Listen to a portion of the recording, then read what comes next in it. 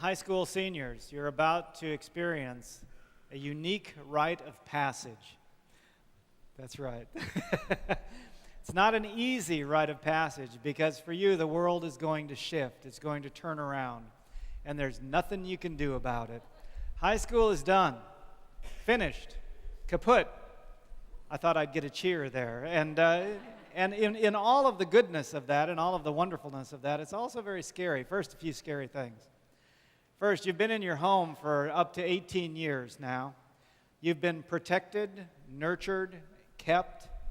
At least that's how your parents see it. You may have seen it as being stalked, nagged, and imprisoned. But in any case, it's your nest. It's where you were raised. It's the family unit in which you've been a part of. And now you're about to get pushed out of it, whether you like it or not.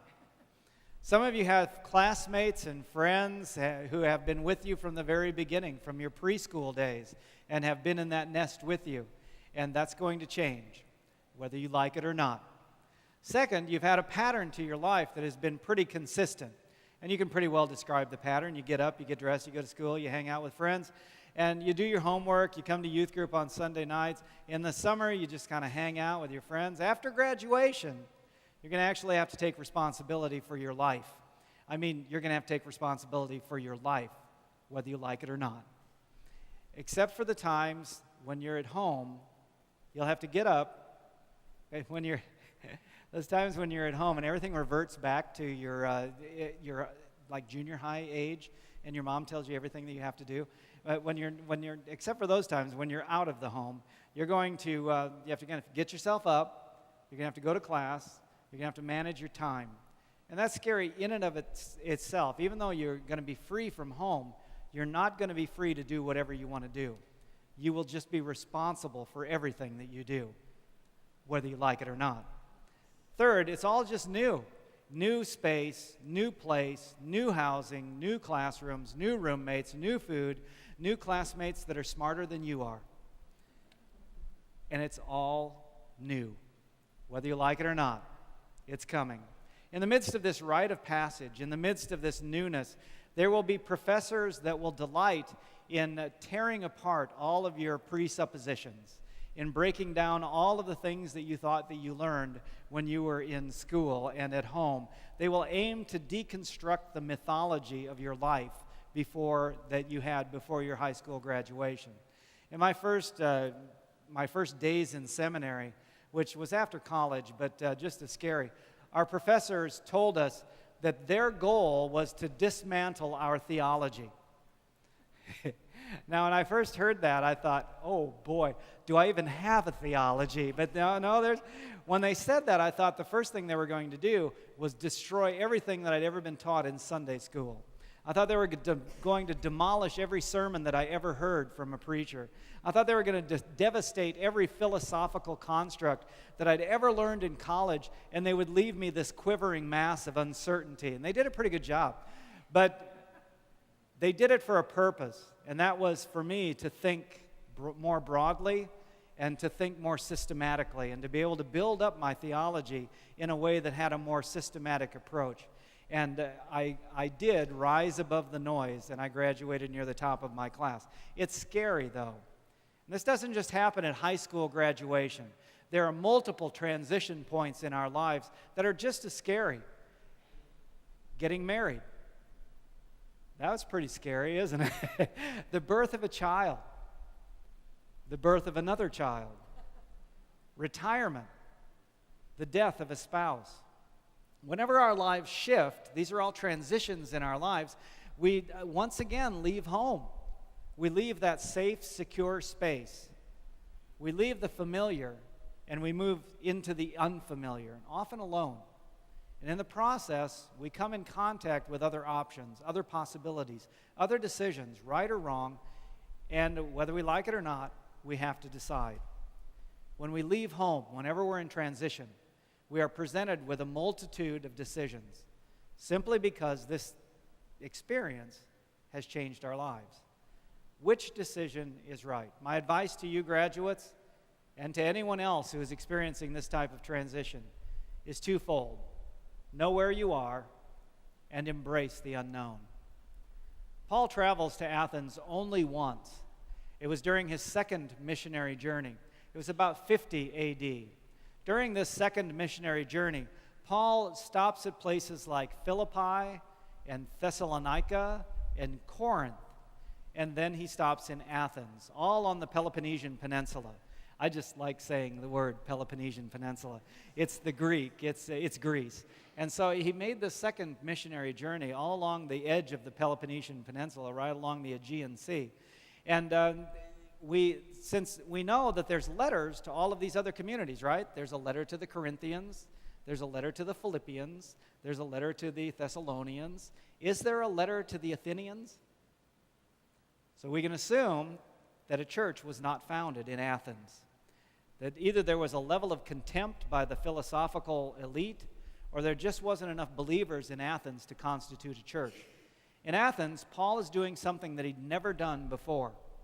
In Athens, Paul is walking right into the cradle of ancient philosophy. He's entering the womb of the ethical, sociological, and mythological bedrock of the Roman Empire, because we know that the Romans basically adopted Greek mythology and attached Roman names to the Greek gods. The place where Paul preached, or when he discussed, was called the Areopagus, a marketplace for philosophers and for leaders of the community that gathered together on a daily basis to argue the ideas of the day. So here is Paul, outside of his nest, outside of his comfort zone, in this transition sort of state, speaking his faith to Stoic and Epicurean philosophers. Paul was speaking to a hostile audience. When we're in transitions, we're presented with a variety of responses to our new situation. When we're in new situations, we see a multitude of other gods. Let me give you an example. When I started in college, these are the things I celebrated. I could stay up as late as I wanted to. I could get up whenever I wanted to, and I didn't have to go to class if I didn't want to, because I wasn't graded for my attendance. I was graded by the tests that they took and the results of those tests. I could party all night, and nobody would give me a hard time. Sounds pretty good, eh? Oh, come on, nod. You can do whatever you want. All of this.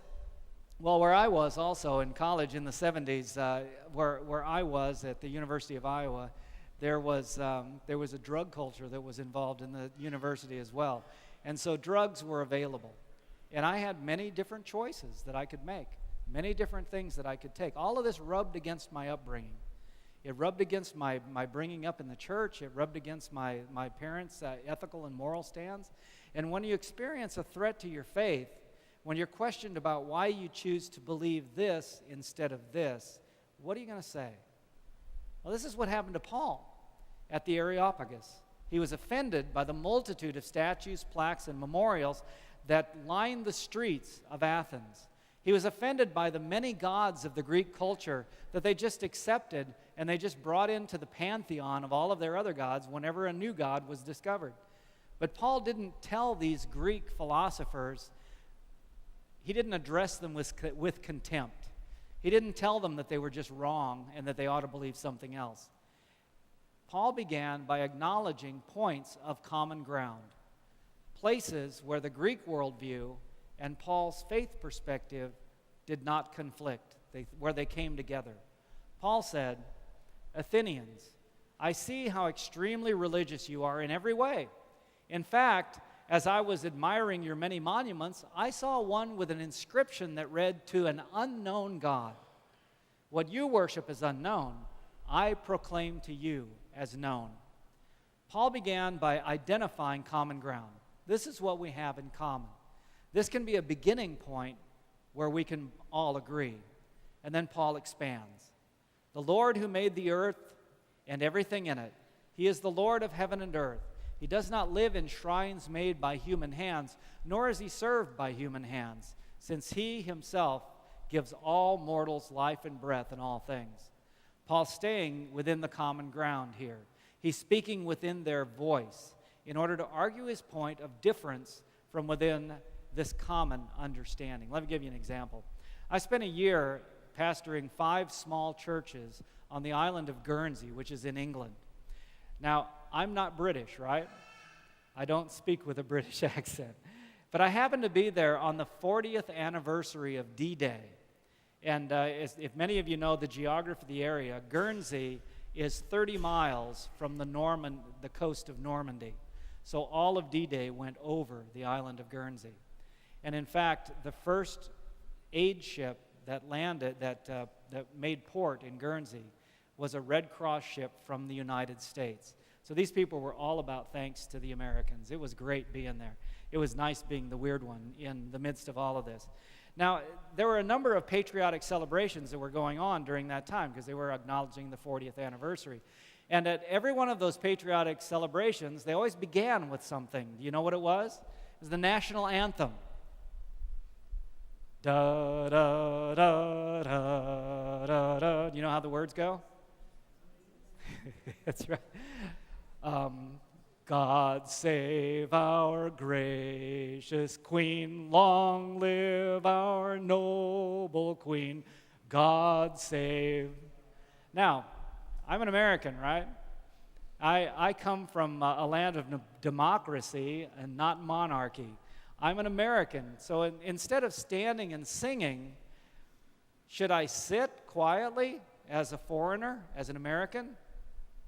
Or do I stand out of respect for that country?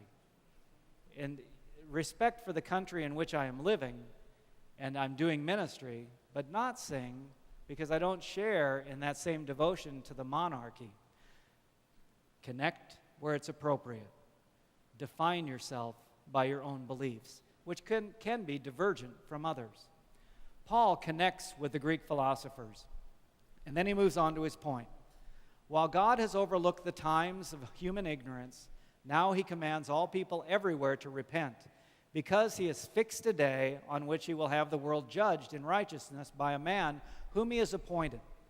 And this he has given assurance to all by raising him from the dead. Whenever we find ourselves in transition, something as profound as a life transition like graduation and moving to college and having that nightmare roommate, or any situation in which we find ourselves just outside of our comfort zones, remember to identify common ground, but don't lose sight of your personal convictions and faith.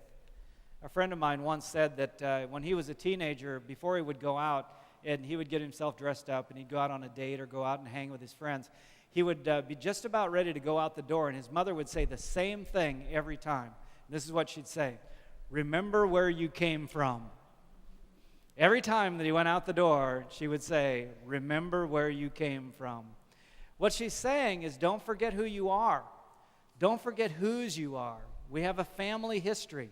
You have a connection with your family. You have a foundation that has been laid and set for you. You have a foundation that the church has been a part of. You have a faith foundation that is there. Remember where you came from. For the past few weeks, I've been preaching and talking about the financial situation here at the church. And this week, all of our church members, our church families, received a letter from me. It looks just like a normal letter, explaining our situation and asking for everyone to step up. We have a $200,000 difference in what we have a $200,000 gap in our giving. And we just need to step up and we need to meet that. Otherwise, we have to make some very difficult decisions about staffing. Sometimes when I preach, I feel like my words just go in one ear and out the other, and there's somewhere the grocery list gets involved in that. But the last few weeks, I want to tell you who heard. And it surprised me. 3 weeks ago, 2 girls aged 9 and 7 went home after church, and they went into their bedroom after they had lunch, and they were quiet for a long period of time. Their father was worried about them, but he thought, if they're quiet, I'm going to lay down in the recliner and take a nap. And so they were very quiet, busy about something. They came out of the bedroom, and they asked their dad to set up a card table in the front yard. So he went up, and he set up the card table, and he just asked them, he said, "What are you planning to do?" And they said, "We've made some bracelets, and we're going to sell them for $1 each, and we're going to give the money to the church because the church needs money." Last Saturday was Lemonade Day in Corpus Christi, and I stopped by to support one of our 8-year-old girls who was learning the art of the cell. As you know, profits from Lemonade Day go to a nonprofit that the child chooses. And the child's mom works for Driscoll Hospital, so I just assumed that Driscoll Hospital would be the beneficiary of her enormous profit. As my drink was being poured, I just asked her, I said, where are you giving your money to? And she said, it's going to my church and yours. Let me tell you something. The children here, and they are responding.